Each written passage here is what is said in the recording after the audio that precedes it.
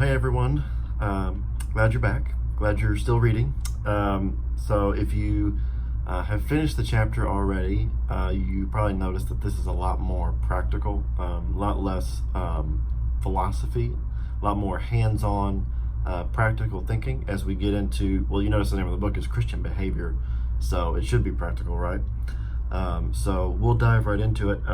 Lewis, in his first chapter, goes back to morality, but now it's becoming much more explicitly Christian.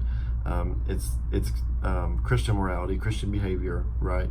And he divides it up into three parts, and then explores later in the next chapter what he calls the cardinal virtues. Those are Christian, but he still thinks those apply to all of humanity. So the three parts of morality.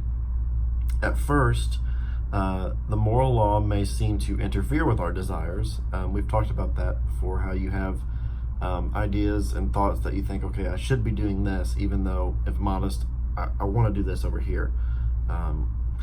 This is because the moral law exists to prevent breakdowns in the human machine, which of course is broken, like we talked about last week. We're not running on the right fuel. So there's two ways Lewis says that the human machine is broken. First is humans drift apart from each other, or they collide with each other, or that their inner self, their inner machine malfunctions. Lewis uses the analogy of a fleet of ships. So he says the first problem is, like I said, they could drift too far apart and they lose sight of each other. They're not able to communicate properly with one another, or they get too close and they sail right into each other. That causes problems. Or there's something wrong with the ship itself, with its own machinery, and that causes it to malfunction, and then that could cause not only damage to itself, it could lead them to cause damage to the ships around them. So not only should they avoid each other, but they also need to be functioning properly. These ships do. However, the fleet is also not successful if it does not reach its proper destination. So that thought is meant to refute the idea of, well, what does it matter what I do as long as I'm not hurting anybody else? Well, that's where Lewis gets into the three parts of morality. So he says the first part of human morality is man to man, and this is normally what we tend to think of with morality, is how we behave around each other, towards each other. This is usually what people mean when we're discussing morality, or when someone objects that as long as, like I said, as long as they're not hurting anybody, it must not be wrong, because that's apparently the standard for good behavior. And this is also, in this level of morality, this is where we're going to find the most common ground amongst Christians and non-Christians. The second level of morality, Lewis says, is man to self. So it's that inner machine maintenance that he was talking about. He says laws do not make a society good. He says laws are only helpful when we decide to follow them. And that may sound a little cynical at first, but when you think about it, he makes a fair point. You think about the laws in the United States. We have law enforcement, but essentially every human being can make the decision of, I'm not going to obey these laws. And if every human being in America decided that we're not going to obey the law, there's not much anybody else could do about that. So we as a society as a whole have decided to submit ourselves to these laws, and that we know is going to bring a more peaceful society. And then the third part of morality, this is where the most disagreement is going to come in, as Lewis says, there's a morality that involves man to maker.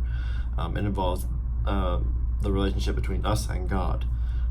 This is at least thought about, and it is the least thought about, and it is the most divisive.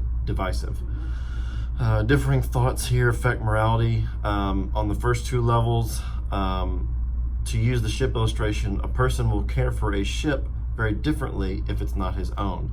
You know this, if you're borrowing somebody's car or something else that belongs to them, you're going to drive a little more carefully. You're going to take much more careful caution when you're using it, because it doesn't belong to you. And Lewis says that's how you should be thinking about yourself. In a way, you don't belong to you.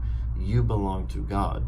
Therefore, you should be maintaining yourself, your body, your mind, and your soul in a way that you're taking care of this because it belongs to somebody else. So he then dives into the second chapter, the cardinal virtues, and this is the beginning of Lewis saying, here are some practical virtues, some practical values you can hold that's going to help you start to maintain yourself and your relationships to each other in a way that God has designed you to function. The first is prudence. Prudence is simply common sense. So I'll try and explain these 4 virtues because we don't really use these words anymore in the 21st century, but they're still ideas that we still hold. We just call them different things. So prudence is basically just common sense. Christ said that we must have the faith of a child to enter the kingdom of heaven. That means faith, not intelligence, is the key to the Christian lifestyle. And Lewis says that doesn't mean that you simply settle for simple things. He says you're supposed to have a child's heart, but you're supposed to have a grown-up's mind. So you have that childlike faith that you're taking God at his word, even when things don't make sense. You're going to say, okay, God is God, I am not. But you don't stop there. You're supposed to have the mind of a grown-up. That means you're supposed to be thinking and chewing and challenging your faith to a new level. You're supposed to be thinking about these things deeply. Doesn't mean we're going to understand everything, but we should always be trying to understand a little bit more. I always tell people your relationship with God is your relationship to anybody else that you care about. I always use the illustration of a husband and a wife. You know, if a husband really loves his wife, he's going to desire to know every detail about her. He's going to want to know all that he can because he loves her, and he's taken this interest in her, this genuine interest. And we do that with everything, with hobbies, with people, with anything that you take a genuine interest in, you want to learn more about. So I always tell people, a good test to how seriously you take your relationship with God is how much do you actually desire to think about him and to know him better and to understand him better. It's always a good litmus test for where your heart and where your mind is. The second virtue is temperance. Temperance is self-control. It means going the right length and no further, Lewis says. We practice self-control not because things like alcohol or sugar or entertainment are bad, but because too much of a good thing can be a bad thing. So things, like I said, things that we listed, alcohol. I know that's a hot topic in a lot of churches, but if we study Scripture, we see that Scripture doesn't specifically ban the use of alcohol, but it does teach us that with something like alcohol, with something like sugar, with something like entertainment, these all should be, these are all not bad in and of themselves. They are what they are. But you are to be wise in how much of those you consume and how much of those you allow into your life. A healthy dose could lead to enjoyment, could lead to good relationships, whatever. But too much alcohol, we know, is bad. We know too much sugar is bad.